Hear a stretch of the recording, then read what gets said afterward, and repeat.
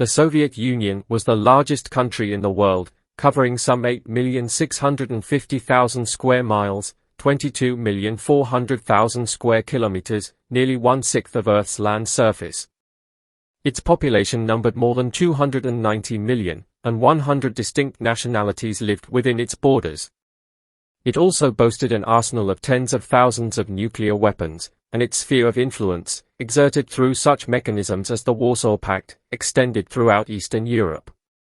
Within a year, the Soviet Union had ceased to exist. While it is, for all practical purposes, impossible to pinpoint a single cause for an event as complex and far-reaching as the dissolution of a global superpower, a number of internal and external factors were certainly at play in the collapse of the USSR. The political factor. When Mikhail Gorbachev was named General Secretary of the Communist Party of the Soviet Union, CPSU, on March 11, 1985, his primary domestic goals were to jumpstart the moribund Soviet economy and to streamline the cumbersome government bureaucracy. When his initial attempts at reform failed to yield significant results, he instituted the policies of glasnost, openness, and perestroika, restructuring. The former was intended to foster dialogue, while the latter introduced quasi-free market policies to government-run industries. Rather than sparking a renaissance in communist thought, glasnost opened the floodgates to criticism of the entire Soviet apparatus. The state lost control of both the media and the public sphere, and democratic reform movements gained steam throughout the Soviet bloc. Perestroika exhibited the worst of the capitalist and communist systems. Price controls were lifted in some markets, but existing bureaucratic structures were left in place, meaning that communist officials were able to push back against those policies that did not benefit them personally. In the end, Gorbachev's reforms and his abandonment of the Brezhnev doctrine hastened the demise of the Soviet Empire. By the end of 1989, Hungary had dismantled its border fence with Austria, solidarity had swept into power in Poland, the Baltic states were taking concrete steps toward independence, and the Berlin Wall had been toppled. The Iron Curtain had fallen, and the Soviet Union would not long outlast it. The economic factor. By some measures, the Soviet economy was the world's second largest in 1990, but shortages of consumer goods were routine and hoarding was commonplace. It was estimated that the Soviet black market economy was the equivalent of more than 10% of the country's official GDP. Economic stagnation had hobbled the country for years, and the perestroika reforms only served to exacerbate the problem. Wage hikes were supported by printing money, fueling an inflationary spiral. Mismanagement of fiscal policy made the country vulnerable to external factors, and a sharp drop in the price of oil sent the Soviet economy into a tailspin. Throughout the 1970s and 80s, the Soviet Union ranked as one of the world's top producers of energy resources such as oil and natural gas, and exports of those commodities played a vital role in shoring up the world's largest command economy. When oil plunged from $120 a barrel in 1980 to $24 a barrel in March 1986, this vital lifeline to external capital dried up. The price of oil temporarily spiked in the wake of Iraq's invasion of Kuwait in August 1990, but by that point the collapse of the Soviet Union was well underway. The military factor. It is a widely held belief that Soviet defense spending accelerated dramatically in response to the presidency of Ronald Reagan and proposals such as the Strategic Defense Initiative. In fact, the Soviet military budget had been trending upward since at least the early 1970s, but Western analysts were left with best guesses in regard to hard numbers.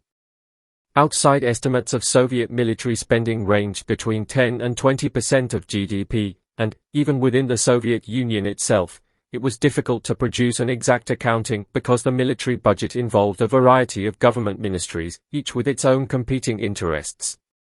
What can be said definitively, however, is that military spending was consistently agnostic of overall economic trends. Even when the Soviet economy lagged, the military remained well-funded. In addition, the military took priority when it came to research and development talent. Technological innovators and would-be entrepreneurs who could have helped support Gorbachev's partial transition to a market economy were instead funneled into defense industries. The Afghanistan factor.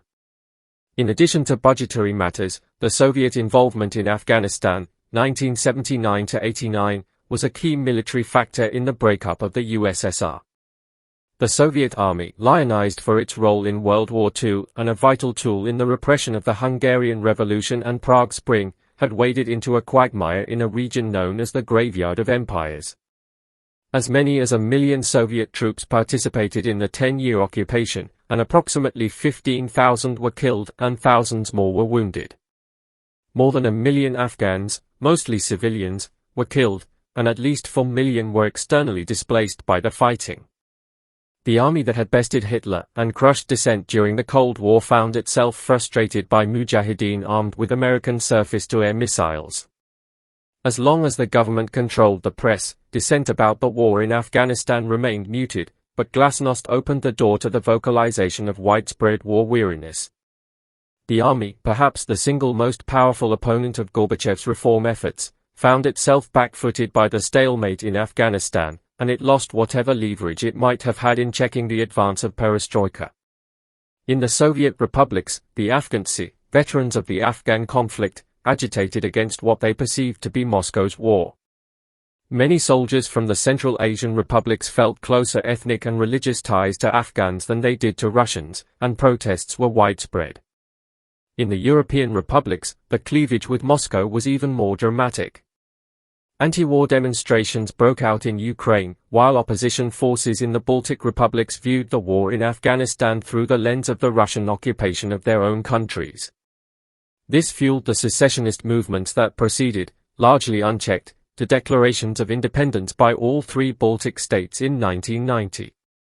The nuclear factor. Throughout the Cold War, the Soviet Union and the United States teetered on the edge of mutual nuclear destruction. What few had considered, however, was that the Soviet Union would be brought down by an incident involving a civilian nuclear plant. Gorbachev had been in power for just over a year when, on April 26, 1986, the Unit 4 reactor at the Chernobyl power station in Pripyat, now in Ukraine, exploded. The explosion and subsequent fires released more than 400 times the amount of radioactive fallout as the atomic bomb that was dropped on Hiroshima. The official response to the disaster would be a test of Gorbachev's doctrine of openness, and, in that regard, glasnost would be found fatally wanting. Communist Party officials acted quickly to suppress information about the severity of the disaster, going as far as to order that May Day parades and celebrations in the affected area should proceed as planned despite the known risk of radiation exposure. Western reports about the dangerously high levels of wind-transported radioactivity were dismissed as gossip, while apparatchiks quietly collected Geiger counters from science classrooms. Workers were finally able to bring the radiation leak under control on May 4, but Gorbachev did not issue an official statement to the public until May 14, 18 days after the disaster. He characterized the incident at Chernobyl as a misfortune and pilloried Western media coverage as a highly immoral campaign of malicious lies. Over time, Communist Party propaganda was increasingly at odds with the daily experiences of those in the contamination zone who were dealing with the physical effects of radiation poisoning. Whatever trust remained in the Soviet system had been shattered. Decades later, Gorbachev marked the anniversary of the disaster by stating, "Even more than my launch of perestroika, Chernobyl was perhaps the real cause of the collapse of the Soviet Union 5 years later."